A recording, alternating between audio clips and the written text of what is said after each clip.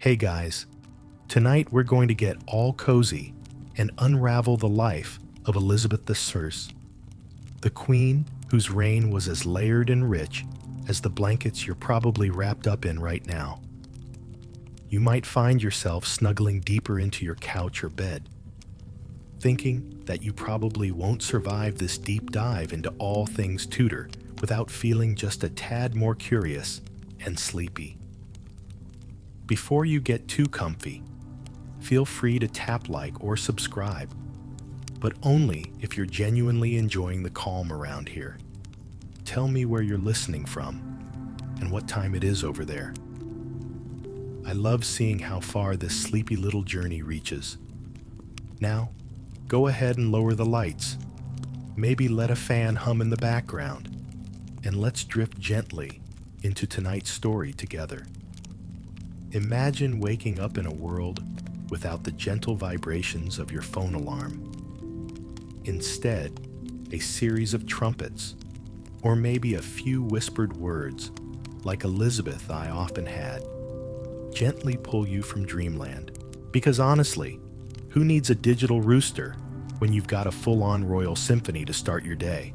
They say Queen Elizabeth had a morning routine as meticulous as a TikToker's skincare regimen. Historians tell us that she'd wake up early, though whether she managed to do so without setting a gazillion alarms is still up for debate. Anyway, she'd have her maids sort through a princely selection of gowns, which, thinking about it, is a bit like choosing your outfit via multiple shopping apps when your closet is already overflowing. Elizabeth's mornings weren't complete without a good brushing of her teeth. Well, what's left of them? Back then, dental hygiene was more like an open suggestion. The Queen's teeth suffered from years of enjoying sugar, much like those of us who reach for that third or fourth cookie when we're supposed to be on a health kick.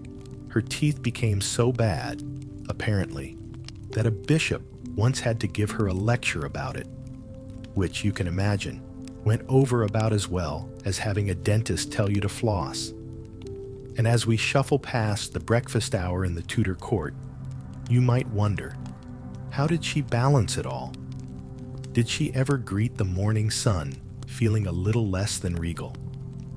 Historians still argue whether Elizabeth's waking hours were filled with disciplined control or the occasional royal indulgence. But hey, what's an extra 10 minutes in bed when you're already ruling a kingdom, right? As you stroll through the towering halls of Tudor court in your imagination, let's pause to admire Elizabeth's wardrobe, a fashionista game far beyond switching from work clothes to cozy pajamas before your nightly drama series binge. The Queen's love for opulent gowns and copious amounts of pearls was a well-known portrait across her realm. Now imagine Instagram influencers today. Yeah, a bit like that, only with far fewer followers commenting Queen, because she literally was one. Historians tell us the Queen's wardrobe brimmed with over 2,000 gowns, which even Marie Kondo might raise an eyebrow at. But here's the quirky part. Rumor has it that she banned anyone else from wearing pearls unless you were ermine-level important. Graphic t-shirt, anyone? Seriously though, the rich brocade and lustrous jewelry were more than beauty statements. They were power moves. In a world where every color and stitch sent a message, Elizabeth was like the original emoji queen. The thread through all this sartorial splendor, historians argue, is whether her wardrobe choices were defiance against her female fragility or just a fashion frenzy. Either way, I can't help but think about us, scrolling through fast fashion apps thinking, do I really need another pair of leggings? While Liz was out there, just owning the wardrobe game centuries ahead. Take a moment to ponder this vivid scene. Elizabeth, decked out in layers of heavy fabric, bustling corridors, where color and frill were as relentless as reality TV episodes.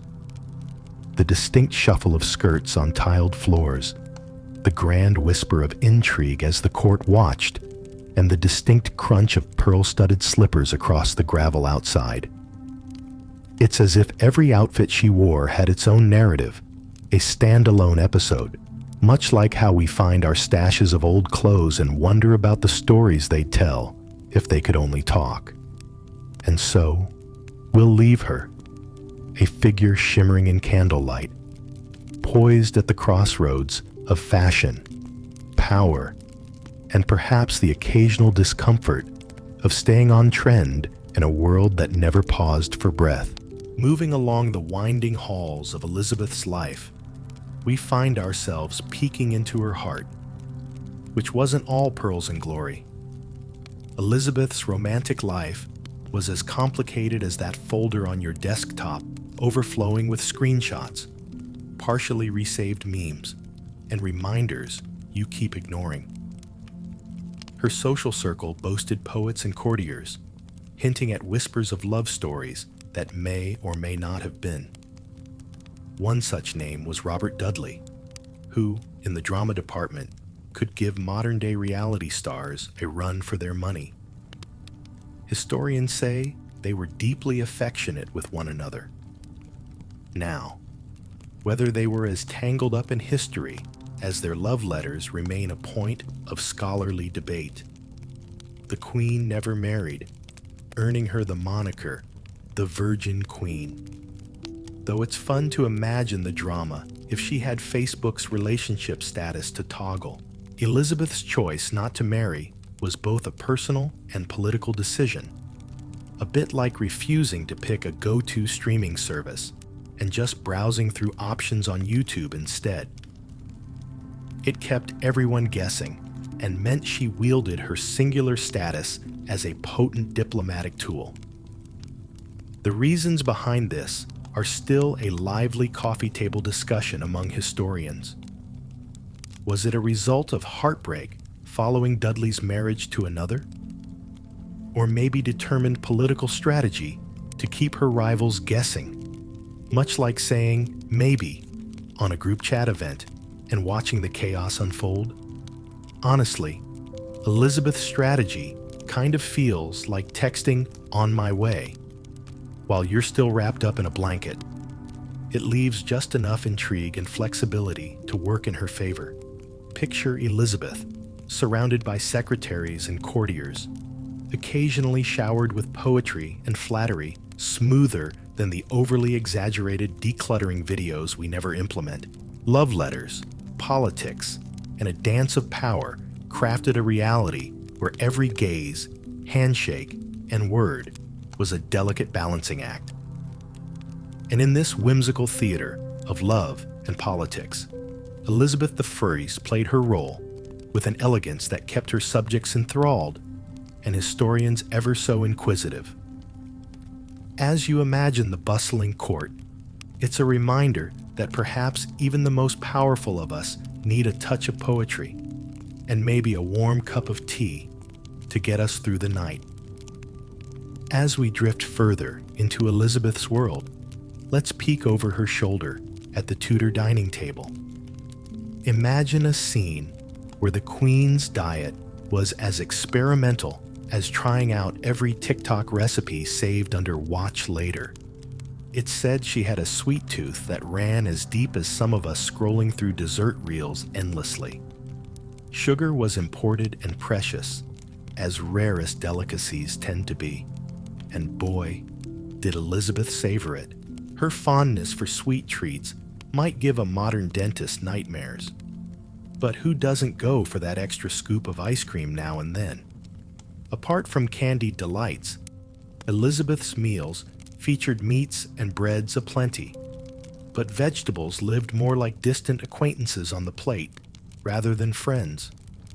The rich variety of flavor was akin to trying a new cuisine every time you order takeout after a week of questionable at-home cooking attempts. It's fascinating to consider that her diet may have impacted her health, a subject still under historical scrutiny as scholars nibble over whether her high-sugar diet contributed to her decay over time. Sitting down at her grand oak table, the clink of goblets and chatter of nobles in her hall, Elizabeth's meals were social affairs filled with both etiquette and intrigue. Imagine dining under the softly flickering chandeliers, while the court whispered and plotted between bites, as if each course was as much about strategy as sustenance. It's like when you're caught in a long dinner with family, navigating potentially loaded questions with the precision of a global diplomat. Historians continue to argue about how much her dietary choices contributed to her eventual ill health. Was it merely the extravagant sweet indulgences, or the lack of vegetables that took their toll? As we linger by this Tudor table, a charming chaos of taste, strategy, and a little bit of toothache, it's a quaint reminder of how our modern food whims, too, lead us back to grasping for balance amidst indulgence. So pour a warm mug of your favorite brew, maybe nibble a piece of chocolate in tribute to the Queen's indulgent tastes, and ease into the next chapter of her riveting life. In the grand courts, amid pearls and powdered faces, Elizabeth's sprawling network of communications truly shone, a bit like trying to maintain friendships through a barrage of group chats, slightly worrying emojis, and memes your friends swear are so you. The Queen's spy network was one of her most prized possessions, and using it, she deftly maneuvered the dangerous waters of court politics. It's like playing a game of telephone, only the messages are more about averting bloodshed and less about who borrowed whose hair tie. Elizabeth Y lived in a world where information traveled at the speed of, well, horses. Yes, no email alerts for this queen. Instead, messengers galloped over muddy roads, carrying secrets and alliances in sealed letters, while ciphers protected the juiciest tidbits. Imagine the intrigue as whispers filled the royal corridors, each rumor and report swirling with potential power and peril. Gossip was as much a currency as gold, and the court buzzed with speculation akin to your Twitter feed after a celebrity breakup. There's this quirky side story about her employing numerous spies, including the famous Sir Francis Walsingham, who operated like Elizabeth's own MI5. Oddly enough, some scholars argue whether she was truly always aware of the intricacies within this web. Was she the master puppeteer, or just a savvy navigator of the tangled lines?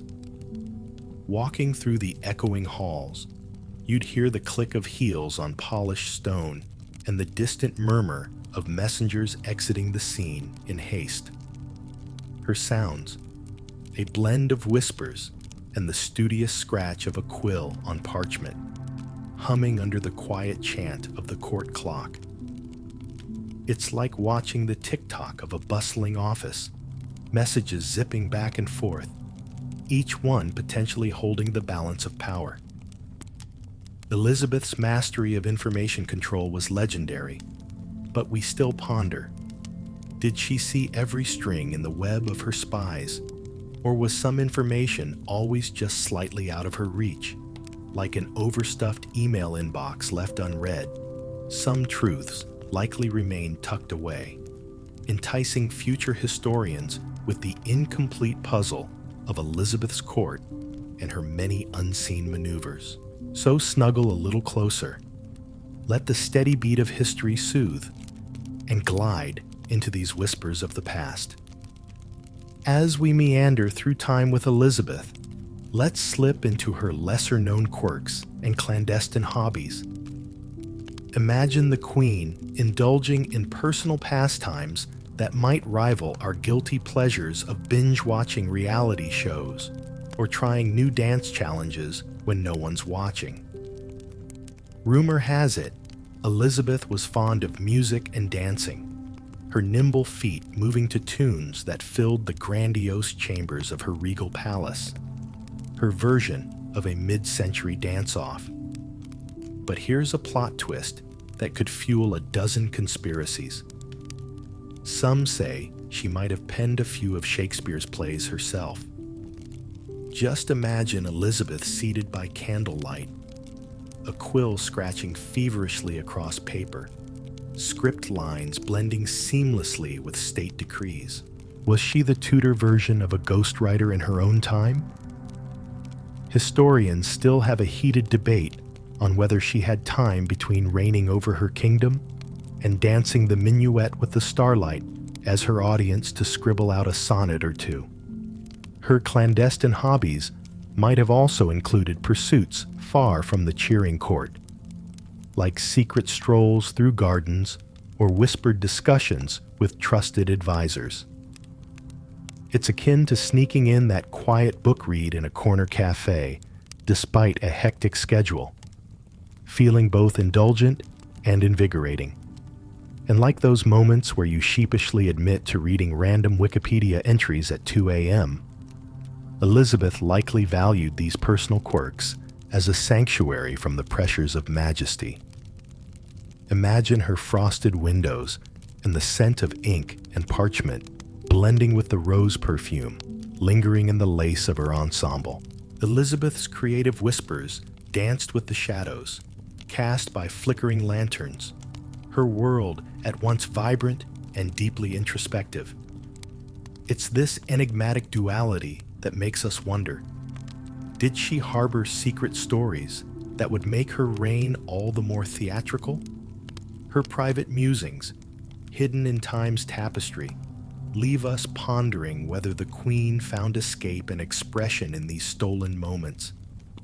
So let the narrative weave its tired strands around you like an old, cherished quilt, lulling you deeper into history's secrets as we continue this nighttime narrative adventure. As we find ourselves in the bustling memory of Elizabeth's life, let's gently coax open a chapter on her famous hair care routine.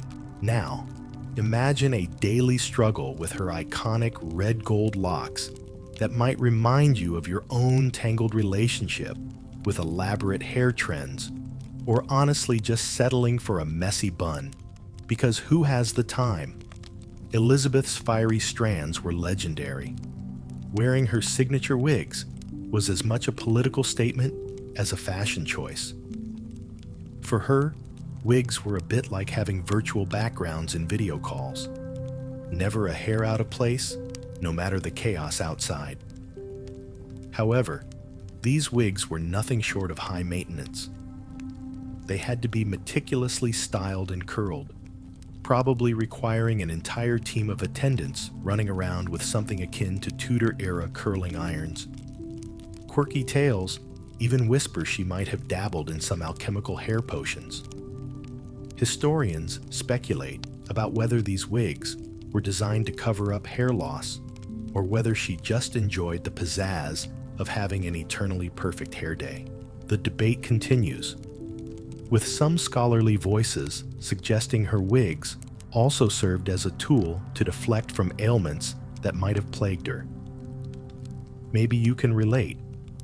You know how a well-timed hat or cap can turn a bad hair day around. The Queen's wig hints at once again how image and power intertwined, much like today's endless stream of carefully curated selfies.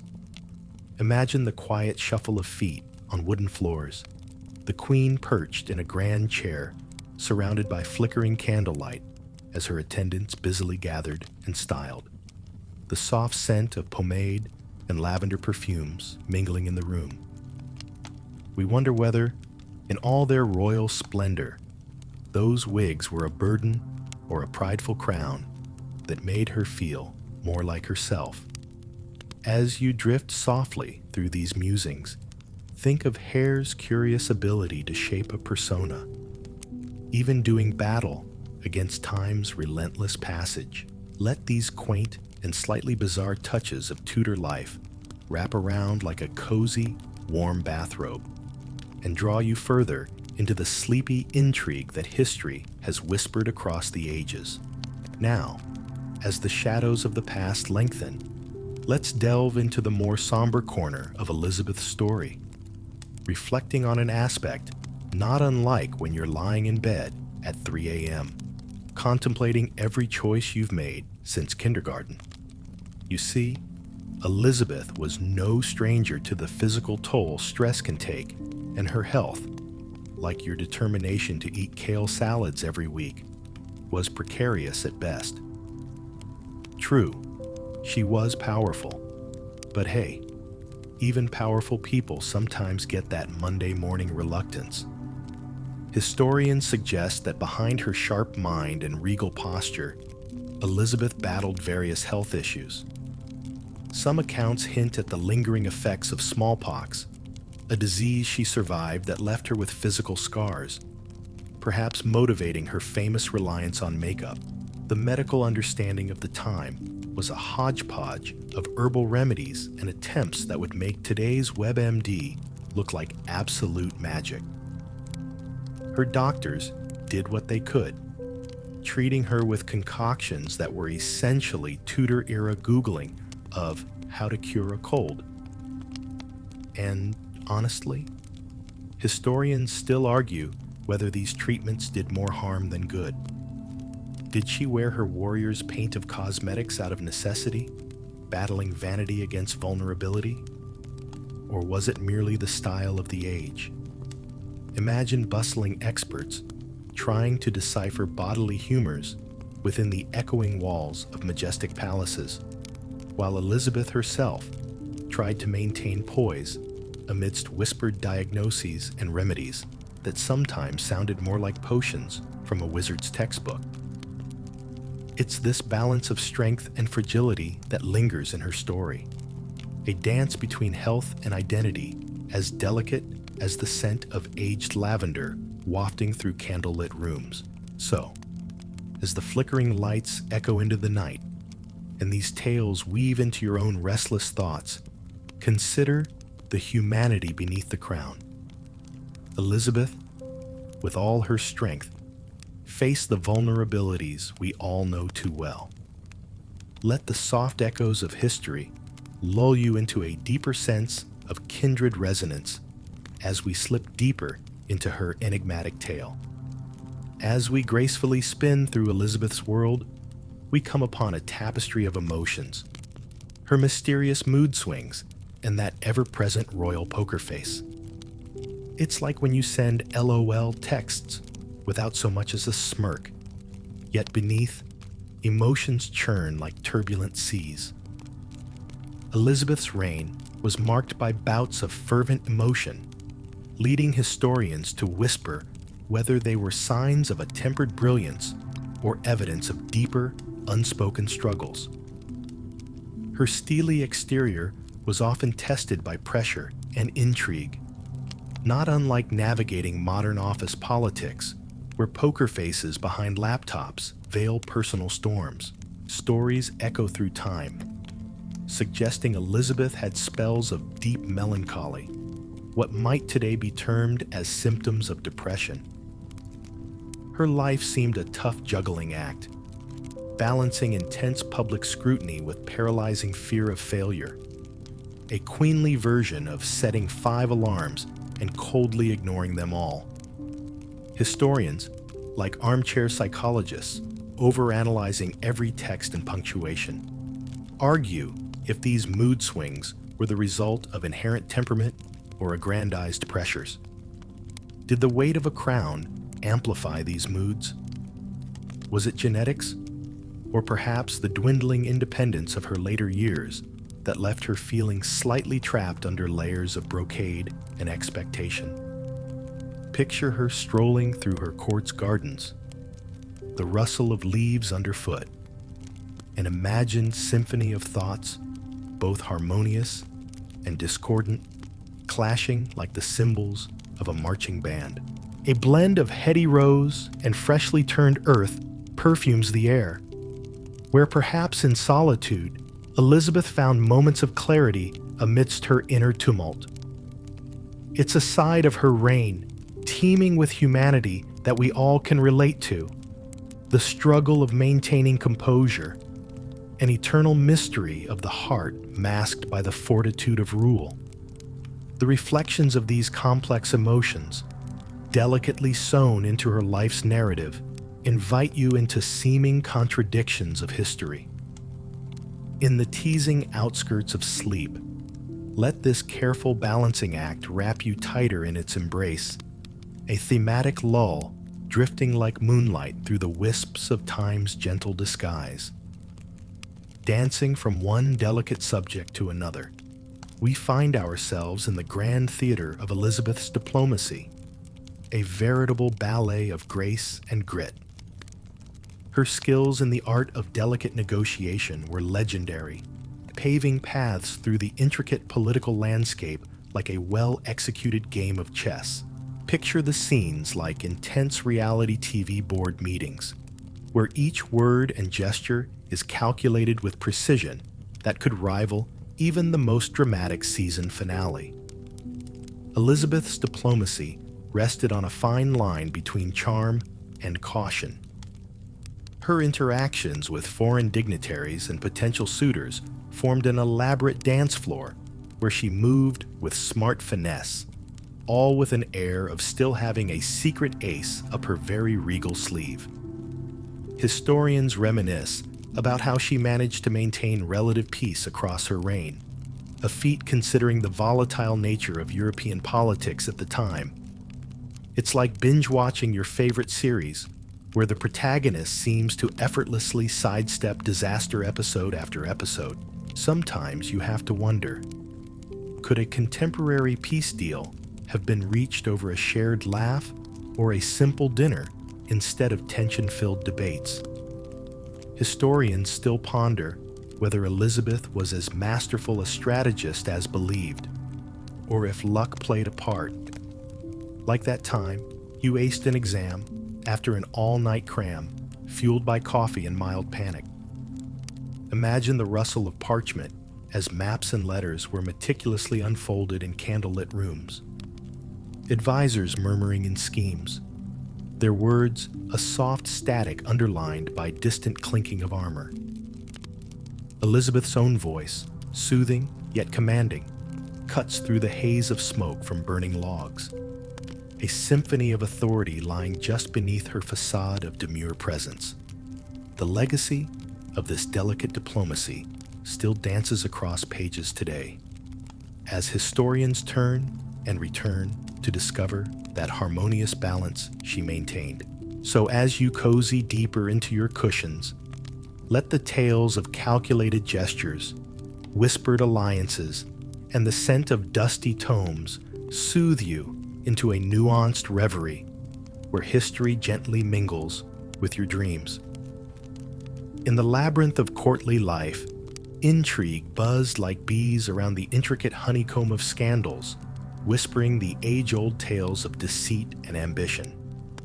Elizabeth's court was an ever-shifting landscape of favors and favor granted, a magnetic swirl of power, plays not unlike today's celebrity gossip mill, only with far fewer selfies and way more espionage. The hallways of this historical soap opera echoed with all sorts of shenanigans, from conspiracies that would later graph TikTok trends to personal vendettas that rivaled those dramatic text threads. You know you shouldn't screenshot, but do anyway. The Queen was astoundingly adept at navigating these waters, her command over the realm shadowed only by her relentless vigilance. Elizabeth clearly knew how to handle her fair share of palace drama. Consider the Spanish Armada, a grand-scale debacle with a plotline thicker than any current streaming thriller. The back-and-forth machinations of this saga played out like a season-long arc, Elizabeth keeping one eye on her court and the other on the open sea. It was all hands on deck, literally and metaphorically, as every decision hung by threads of providence and political prowess.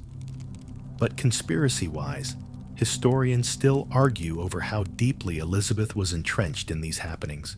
Did she deliberately set the stage for some courtly chaos to distract from larger issues? Much like when you send a meme to diffuse an awkward group chat moment. Or was she simply a quick thinker, forever juggling loyalties and secrets with remarkable skill? Visualize the bustling courts, the blur of velvet cloaks swaying along the corridors, the faint scent of rubbed incense masking whispers behind silk tapestries. The ambiance is a tapestry of silent agreement and loud defiance, every glance and shadow concealing yet another layer. The looming tenseness of such courtly dilemma, juxtaposed with Elizabeth's deft hand, draws you further into warm repose. Nestled in your nook, you find history's web a comfort, knowing, chuckling, somehow grandly familiar, like a cozy blanket woven from stories and sound, lulling you toward a peaceful pause.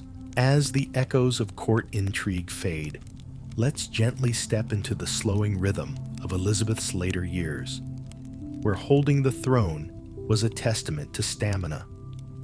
Her determination to rule until her final days blends wisdom with an unmistakable reluctance to retire, much like repeatedly telling yourself you'll only watch one more episode, but never quite managing to click end.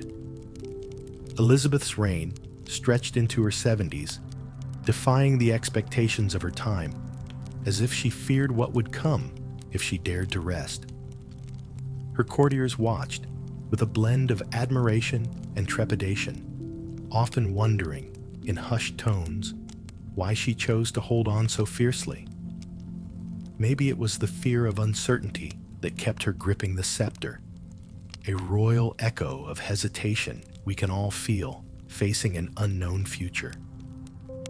Historians still debate whether the Queen's longevity was born of necessity, a drive to maintain stability across her kingdom, or if it cloaked deeper insecurities about her legacy. As age crept in, Elizabeth faced the transition from a sprightly monarch to a more subdued presence at court, her robes heavy with the memories of countless decisions. Imagine the reality of ruling for over 4 decades, where every echo of past triumphs mingled with the gentle mockery of wrinkles and fatigue setting in. She must have felt the weight of history pressing slightly upon her shoulders. Picture the late evenings when Elizabeth sat in solitude, a hearth flickering, illuminating old letters she couldn't quite throw away, yet couldn't bear to read again. Her once lively court narrowed to the quiet shuffle of advisors who spoke more cautiously, both out of respect and the inevitable understanding that change would soon have to come. The persistence of such a reign questions whether those twilight years spoke of a woman caught in her passions or trapped by her own expectations. No matter the truth, Elizabeth's decision to keep ruling, almost defiantly, leaves a soft legacy, akin to the familiar hum of a fan lulling your thoughts to slow their hurried pace. Let the quiet persistence of her tale cradle you further toward rest as history's candle burns low, coaxing gentle reflection amidst time's gentle embrace. As the chapter of Elizabeth's life winds toward its inevitable end, we find ourselves stepping softly into her tragic final days, where the weight of her mortal journey lay heavily upon her. Imagine a scene with her seated quietly, wrapped in the twilight of her reign, eyes distant, yet surveying the world she had molded with such resolute hands, reflecting the kind of introspection you get staring at the ceiling at 3 a.m., contemplating life's myriad twists. The Queen's last days were marked by an increasing withdrawal, turning quieter, as if orchestrating her departure from the world she had once ruled with vibrant vigor. It was like the slow close of a stage play, where the final act treads delicately toward an unspoken conclusion, drawing the curtain gently around a lifetime of performances.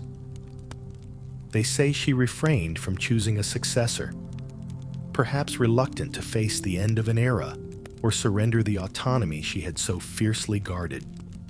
Historians argue whether her decline was hastened by the physical toll of her lifelong exertions or melancholy, a complex intertwining of both, echoing the exhaustion of marathoners who feel they've only begun their race.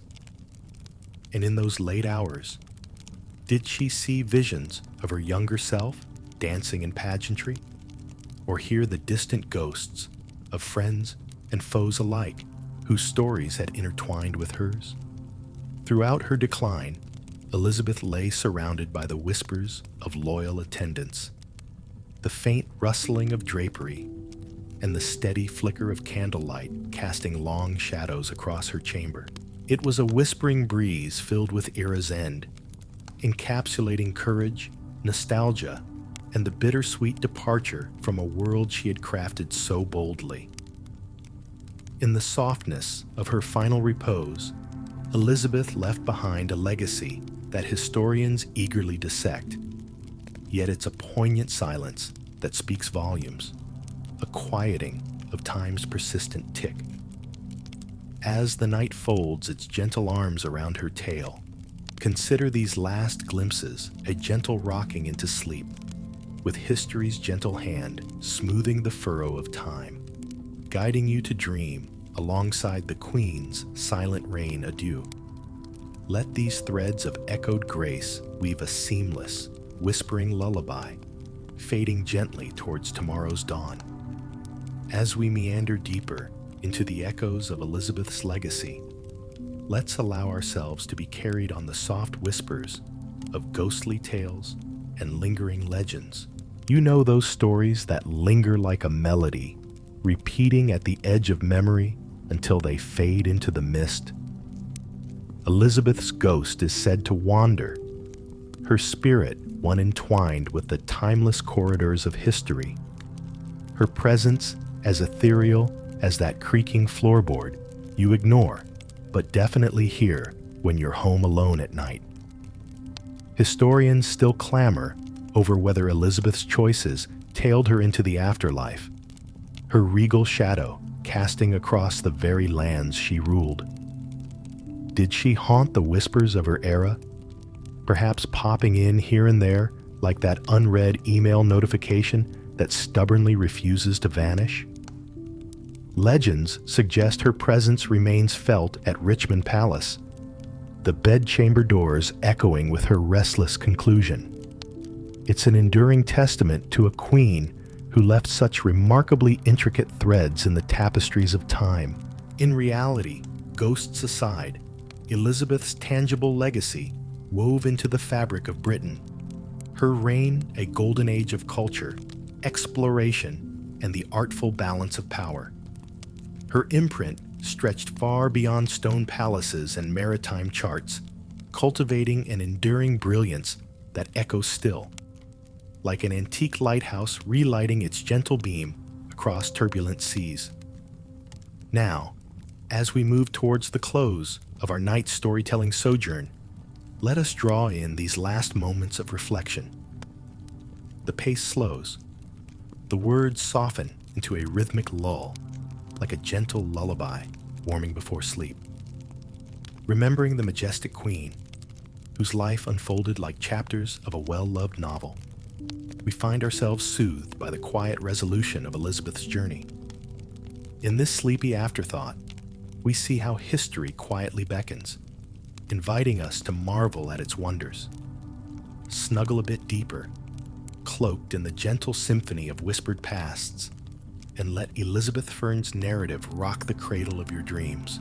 Hear the faint breath of legacy, merging seamlessly with the soft promise of tomorrow's light, as you drift softly, peacefully, into the nurturing embrace of sleep. And here, in this finale of our cozy narrative journey, we let the edges of Elizabeth's story melt softly into the tranquil haze of night. It's as if time itself stretches, yawning luxuriously, ready for the gentle sway of a lullaby. The warmth of our storytelling, has ushered in a palpable calm, a dreamlike ambience where history's tales cradle us with their quiet whispers. Imagine Elizabeth's regal footsteps padding lightly into the tapestry of dreams and memory, her legacy weaving seamlessly with the gentle ebb and flow of your own thoughts as you nestle deeper into your favorite nook.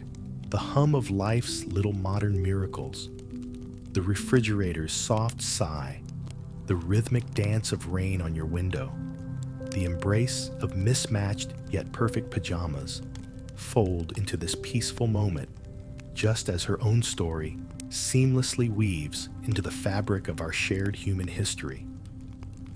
So let these final threads of narrative unfurl, rippling softly across the fields of slumber, inviting you to release the day's phrase as history's canvas wraps you in its quiet assurance. Awash in the tender glow of night, Elizabeth's story, rich with courage and intrigue, reminds us of the timeless nature of our own stories. We too carry threads of hope and experience into dreamscapes filled with what-ifs and bright tomorrows. Allow your mind to settle lightly on the whisper of wings, the gentle rustle of narratives unfolding ever onwards, a slow-motion cascade of moments drawn from realms where past, present, and future gently entwine. The candlelight dims, the lullabies of history, and the hush of your room blending effortlessly into a soothing symphony that lulls you into a deep, restful peace. Now, with whispered good nights floating to the stars, let the calm cradle your weary thoughts, guiding you easily into slumber's tranquil embrace, knowing the stories will gently await your return when day breaks anew. Sleep well, and may dreams dance lightly across your eyelids, holding the promise of an illuminated dawn.